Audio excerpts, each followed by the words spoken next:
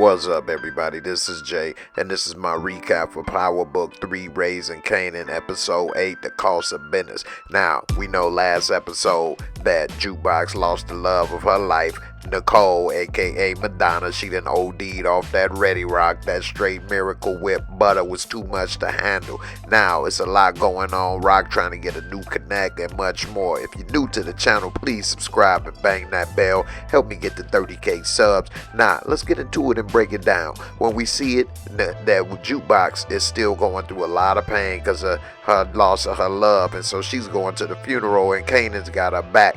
Once she gets there, she's there. She sees the funeral. It's a closed casket for St. Nick, and she's really shook up. And Canaan is trying to make sure she all right and be moral support to his little cuz. But then Nicole's father peeps game and tells her she need to leave. Then next thing you know, mama come. She snapped saying, "You the one that killed my daughter. You need to get up out of here." And so before they leave, Canaan say, "Hey, look, you know, she really did love your daughter." And so Jukebox in the zone, ready to leave. Canaan trying to go with her. She said, "No, I got to roll dolo." And she leaves him hanging while she on a mission, on a solo mission. Meanwhile, we see Mamacita going over there bringing some food. Gabriel, all of a sudden, she spilled the coffee and food all over him, and he snapped. He really pissed, throw the plate at her. Next thing you know, she throws something back, so he done pulled off the belt. He ready to whoop her ass like she 5 years old in kindergarten. She breaks out the house. He grabs the knife. He looking like he motherfucking Michael Myers up in this piece, ready to go on and chop her ass up. But then he walks into the Trizap, and next thing you know, we see Rock waiting with the silencer, ready to hit him with the silencio. She pops him twice in the chest to let him know, hey, this is for people like you and anybody that may be like you. Pop, pop. And then next thing you know, one to the dome piece. She hit him with 2 to the chest, 1 to the to where he used to think about beating her. And she says, gracias. And so Mamacita's happy. Papi Chulo is taken out. And Rock says, you owe me. And she leaves and everybody is happy. Meanwhile, we see his junkie still laid out dead with the blue tops in their hand. And so we see that, Howard and his partners there, and they see the blue tops. And he said, well, look, before you go into your Just Say No to Drugs little campaign, hopefully this is a victimless crime. It ain't nothing we can do about it. And she say, you know what? He's a victim. I think we should go and see what's up with Rock. And he said, Rock, she been in the game too long and unique. They know that dead bodies bring cops to somebody else. So meanwhile, we see Rock, and she's sitting there trying to break down the mathematics on the business. And Lulu say, we running short and we about to run out pretty soon. And so she say, well, we need to go ahead and secure this other connect. She said also, what's up with them blue tops? And then we hear that, Marvin say from what he heard on the streets is from some people out of town. So she say go ahead and figure it out, investigate, and make sure they stop. Then she asked Lulu, what's up again with Unique stepping to you? He must step to you because he must know something that I don't. He said, look, if he knew about me, he know I'm always flying this flag till I die, and that's all I'm about to do. He don't know nothing. So she was like, all right, that's what I thought. So meanwhile, we see Unique tripping. He blaming Rock for the blue top, saying she's setting him up. And then, Warrell say, that ain't what I heard, it's somebody else. And he said, look, I don't give a damn what you heard, Warrell. This is what I'm telling you. Now, go ahead and find out what's going on.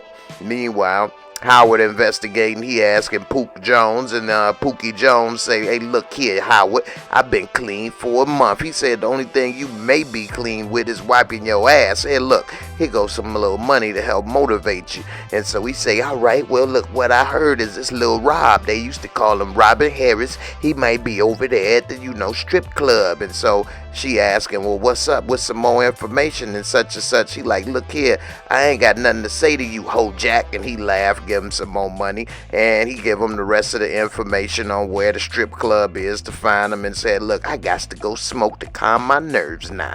Meanwhile, we see Marvin meeting up with Canaan, and he double checking to make sure that none of them blue tops can come back to him. He say, hey, look, man, your mama, she ain't gonna kill you, but she probably killed me. And so Canaan saying, man, damn, she finds out everything. He say, yeah, man, Lulu will be happy to pop me too. Meanwhile, we see Rock. and she over there checking on Juliana to make sure that she don't spill the refried beans and let everybody know what's going on. And we see right there that she a good ass actress, because she ain't letting nobody know that she was happy to pop her poppy and take him out. And then, you know, Rock is happy to see that she's sticking to the plan.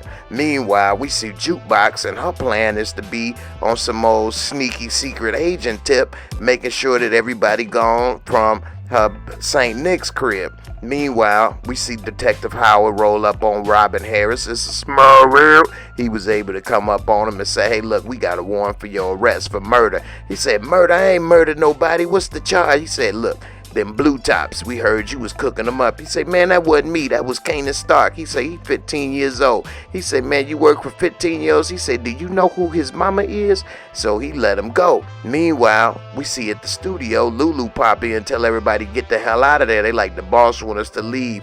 Camacho say, he ain't the boss. He said, I am who I say I am. Now get the hell out. So everybody leaves. So Camacho saying, man, what's up, man? What you doing? He said, look, this is my lawyer. He got some paperwork for you to sign.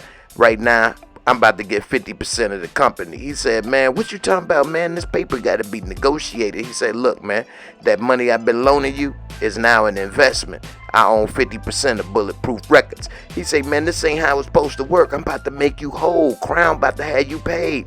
He say, look here, man. He pull out the pistol, say, something of yours about to be on this paper one way or the other. So he didn't want no blood. He wanted ink. So Camacho realized it's best to go ahead and sign his name on the dotted line before he have his brain splattered on the dotted line. But it looked like he had another plan that's going to work out. Meanwhile, Jukebox waits for the coast to be cleared. Next thing you know, she over there breaking and entering into, you know, Nicole's house. And so once she get in there, first thing she go for is the videotape. And she goes ahead and takes the tape, and instead of going home to watch it, she pops it in the damn VCR in Nicole's room, sits there watching it, and next thing you know, she breaks down crying, and it's just very emotional for her. She missing her little boo. She missing the little clam jams they used to have. Meanwhile, we see Rock, and she's sitting there driving when all of a sudden Howard tells her to pull over. And so when she pulls over, he say, hey, look, we need to talk. You need to follow me. She said, I got better things to do. He said, I don't give a damn. You need to follow me now. So then he lets her know that Kanan is part of the responsible for them blue tops, and he got bodies. And he said, you need to go ahead and tell him who I am. And she said, look, man, you the one that came undercover cop and tried to get with a 16-year-old. He said, look, you told me you was 17. And anyway, you wasn't tripping when DEFCON was hitting it. She said DEFCON was left-handed. He said, what? DEFCON was left-handed? He was gay? She said, yeah, but he was still more than twice the man you was ever been, and he liked twice the men too. He said, oh, well, anyway, he was good cover for me. He said, well, look, you either tell Kanan who I am, or else I'm going to let people know who he is on the streets and ruin your rep. So she make a phone call. Meanwhile, we see Kanan, and he over there trying to work on that body, and she come home and call him by his full government name. So you know he in trouble when mama call you like that. So he come downstairs worried. She say, you know what? I thought you was different. I thought I raised you better than that, huh? You keep on messing up, though. I can't trust you. What's up? Why you do that, huh? You thought I wasn't gonna find out? And she said, he said, look, I don't know what you talking about. Say you raised me different. I'm actually supposed to be everything that you raised me to be. You want to blame somebody, blame yourself. It ain't my fault, it's yours. And next thing you know, she smacked fire out his ass. He fell out on the floor. She said, you trying to show me something, but I gotta keep cleaning up your mess. Buck 20, D-Wiz, I'm tired of you keep messing up. Now this. And she said, you trying to hit your wagon with somebody like Marvin. He was smoking crack. That's why I had to take over. And he said, D-Wiz. She said, yeah, that's right, D-Wiz. The streets needed a body. They was going to kill you. I had to either take care of it or you was dead. He got up and ran upstairs to his room. Meanwhile, we see that Unique is to his little penthouse suite. He give his card to the doorman. Next thing you know, Lulu been following him. He come in and say, hey, I left something in my boy car. Can I go get it? And while he was actually acting like he was gonna give him some money, he let him see that he had a piece and he ain't nothing to play with. He slide the doorman a Twanky and he give him the keys. He go inside Unique car. And when he go and grab his Unique's jacket, and we see that they got some type of plan in motion. Meanwhile, we see that Rock goes to check on Marvin. Marvin is remodeling. She tell all the little people to get out of there, and while he's over here talking with his back turned, she cracks him in the back with this damn 2x4. And she's saying, what's up, man? Why you do that? He's saying, man, look, man, I had to make moves. Y'all keep cutting me out. Kane is smart. Man, he had a way where we could serve the white folks without leaving the hood. She say, yeah, and now you got all these bodies on my son's name. What's wrong with you? I can't trust you. He said, look, I'm a soldier. I make moves. I'm a gangster. She said, yeah, y'all your moves is dirty. I can't trust you no more. I want you out the business. And so he hurt right now. She said she don't want to talk to him no more and for him to bring all the product back. Meanwhile, the jukebox leaving with the tape. She done fell asleep halfway on the damn girl's desk. And so when her pops come in, he see her and he's telling her she gotta go. But he see all that pain and hurt in her eyes, and he realized that she really is hurting and really did love that girl. But then the mama come in and she starts screaming, saying, you killed the daughter. Here, take your little drugs. And she throws the little crack vial at jukebox. And then the cops come in and the cops take her away. So it looked like she got arrested for breaking and entering. She should have left when she had the chance. Meanwhile, we see the Kanan going to see what's up with his main squeeze, Davina, when the social worker tell her, you better back up off me. And so then that's when the neighbor comes up and tells him that Davina mama been dead for a month, stanking, and that they going into foster care because they too young and can't handle it by itself. And so now he realizing, damn, he done lost his main squeeze now. Meanwhile, Ludo done got through busting a big fatty with his little, Cuban sweetie, and Jesse is sitting there looking at the contract, talking about, you own part of the company now, Lou. You own 50%. We got the launch famous. He like launch famous where? He an astronaut now. She said, you know what? You don't know what you're doing. I got him on stretching Babito. You need to go ahead and put him on. He said, man, why don't you shut the hell up, man? Why you ain't never satisfied, man? You keep on talking that bullshit. Why don't you shut up? Satisfied. She said, that's the difference between me and your sorry ass. I never satisfied. Meanwhile, we see Jukebox crying in the back seat still over her little boo, Nicole McDonough. And then the cops get a call to let her go. So they go ahead and drop her off and let her loose. And she's sitting there on the side of the road just hugging that book bag because the tape is in there. Meanwhile, we see that Marvin gone ahead to get a little stress relief, busting the fatty all up in Bodie Tony, not realizing it's a microphone in there. And so he say, hey, look, what's up with that money? And she says, what you mean? I ain't heard from you in all this time. Then you just bust one up in me and then ask for money? I mean, I got the money, but what is the money for? He said, look, I ain't got time for this, man. I done had a hell of a day. Where's the money? She said, I mean, I got the money, but what do I need you? What do I owe you money for, Marvin? He said, look, it's for business, okay? I'm coming to collect. You owe money. And he walks out, say, I ain't got time for this. Marvin, what do you owe? What do I owe you for? Just tell me and I pay you. Meanwhile, we see that she making all kind of noise and Symphony pick up, and then once Marvin leaves, she talking to these cops saying, hey, at least you got dick, because that's all we ain't got as much as you. Hey, you need to let us know or you going straight to prison, skip jail. And so she worried because she got in charge for intent to distribute, and she ready to set up Marvin, and she loud enough for, Symphony to hear. Meanwhile, we see that Rock is meeting with Juanito and the crew, and she trying to get something to go through with the deal, and he's saying, look, I don't know what's going on with you, but I don't know. I don't trust it. She said, look, I'm about to change the game, but I'm losing corners and I need that, shipment. Next thing you know, they all pull out guns on her and surround her. He say, why don't you tell me about Detective Howler? And so now she tripping because she don't know what to say for a second. Meanwhile, we see Unique. He got a Molotov cocktail, and he talking about this is more than a message right here. This ain't just we about to let them know what's down. Meanwhile, she keeps her cool and say, I got a cop in my pocket. Anybody that don't, they gonna be locked up pretty soon. And so she go ahead and tell him, look, I'm about to change the game. I done went and popped Gabriel for you. What you think, I'm a snitch and popping Gabriel? Go ahead and ask. Meanwhile, we see Jukebox come and talk to Kanan, and she show him the blue top and said, you know, this is what killed Nicole. And so he's like, oh, snap, Juke, I don't even know what to say. She said, don't worry about it. I can't blame you. Hell, I can't even blame myself. And he was feeling salty because she died off of his little, you know, bad recipe, a spoiled product.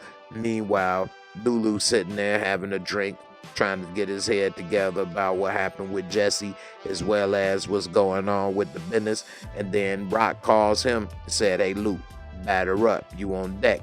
And he didn't answer the phone. He heard it on the answer machine, said, man, I'm off tonight, Rock. And then he was going ahead sipping on his drizzank, not realizing that right outside, they out there with the Molotov cocktails like a hoe in church. And he ain't realized that it was about to be too late, because they threw in the fire first to trap him in. Then they go ahead and lit him up with the Uzis and submachine guns. It just so happened that Marvin was riding up and he tried to stop it, crashed the car as usual, took a car, got Swiss cheesed up, but they pulled off. He was able to get in there, pull Lulu out, but Lulu was unconscious, and he was able to, you know, get him to safety, but he couldn't get him to wake up. And instead of calling and getting help, he just screamed, somebody help me.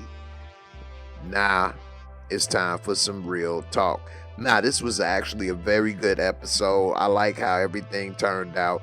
The only corny part was actually this scene right here when he just set him in the street screaming, somebody help me.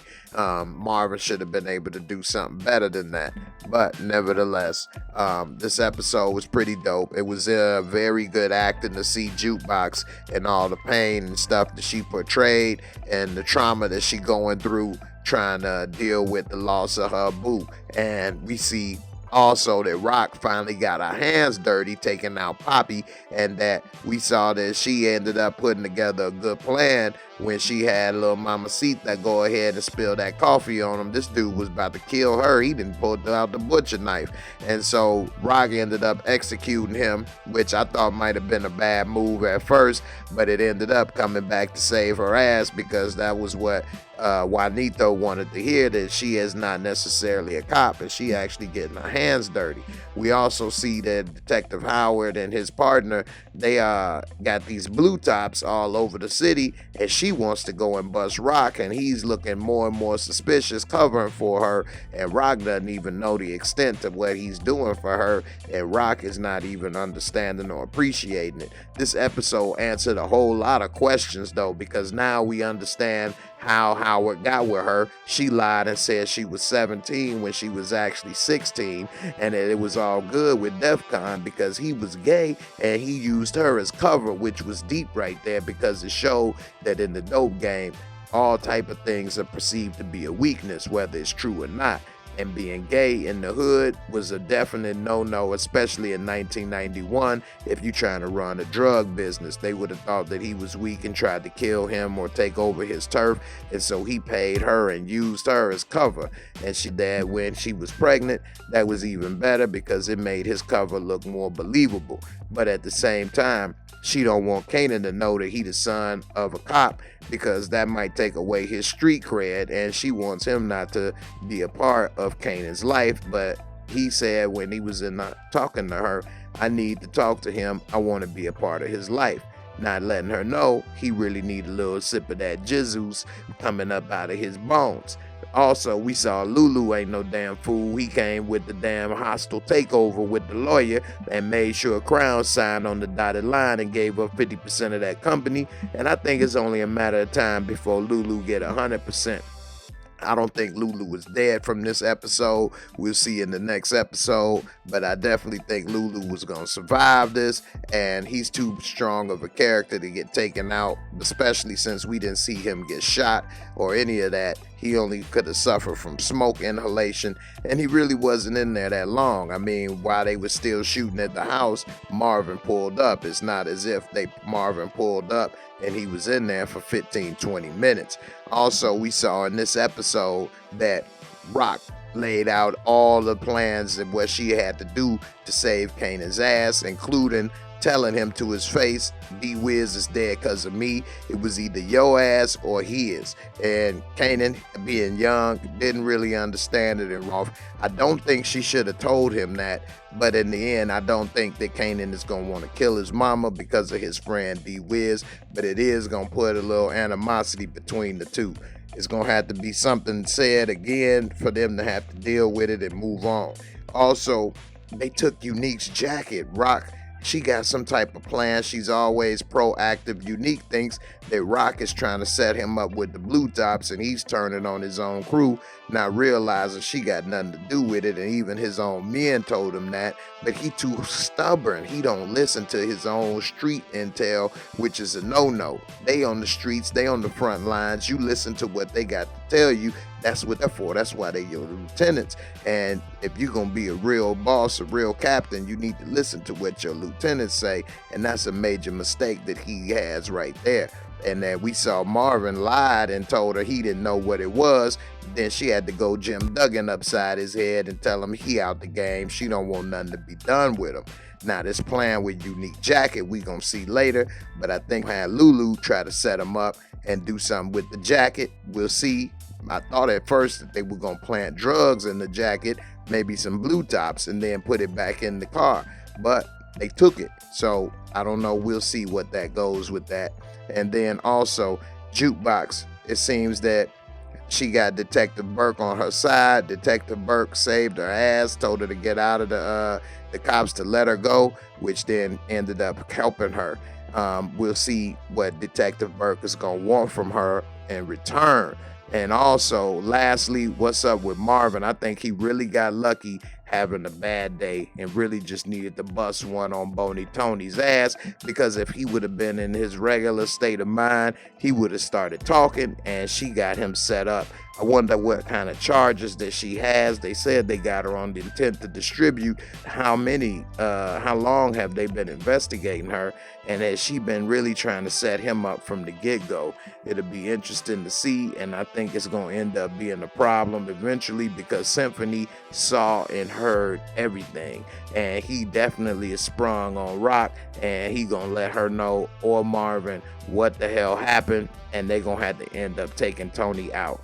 And that right there is going to solidify Symphony as being part of the game, because he's going to be responsible for the death of Tony, whether he realizes it or not, because he's trying to protect Rock. And by telling her that info, that's going to be the end of Tony. It's no way Rock or Marvin is going to let her live trying to set him up. So we'll see.